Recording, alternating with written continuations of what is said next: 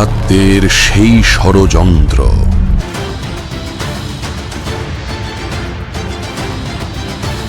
যা সনাতনকে দিয়েছে গভীর কলঙ্ক। কাল সূর্য ওঠার আগেই পুরো ঘাট ঝকঝকে হতে হবে। কাশীর ইজ্জত লাশগুলোর জন্য নষ্ট হওয়া চলবে না। মোক্ষের নামে করাতের দ্বারা কাটা হয়েছে বিশ্বাসের গলা।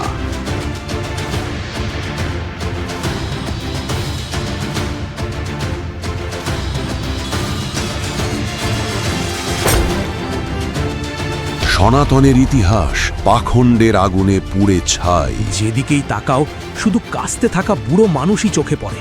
যাবে তো এরা স্বর্গেই, কিন্তু রাস্তা আমরা ঠিক করব। বলে দেব এটা ভগবানের আদেশ।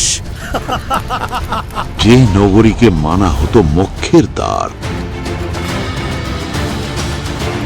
ঠিক সেখানেই চলেছিল ছলনা আর মৃত্যুর কারবার। পণ্ডিতজি, এনারা আমার বয়স্ক মা বাবা। এখন ওরা বাকি জীবন কাশীতেই কাটাতে চান। শুধু খরচাপাতির দিকটা দেখবেন, ধর্মের কাজ থামা উচিত নয়। গুজবের ঘূর্ণিঝড়ে যখন জড়িয়ে পড়েছিল প্রতিটি মানুষ, তুমি কি শুনেছ পরমাত্মার দয়ায় নাকি করাত এসেছে কোনো কষ্ট ছাড়াই স্বর্গে পৌঁছে দেয়? ভগবান বুঝি সত্যি দয়া করে দিয়েছেন?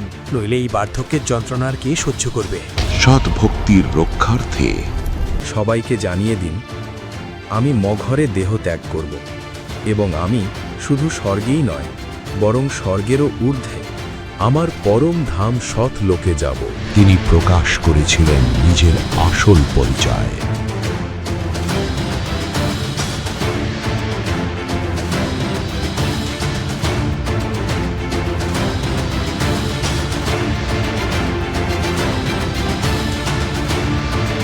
দেখুন আমাদের বিশেষ উপস্থাপনা সন্ত রামপালজি মহারাজ বাংলা সৎসঙ্গ ইউটিউব চ্যানেলে আজ ঠিক সন্ধ্যা 5টায়।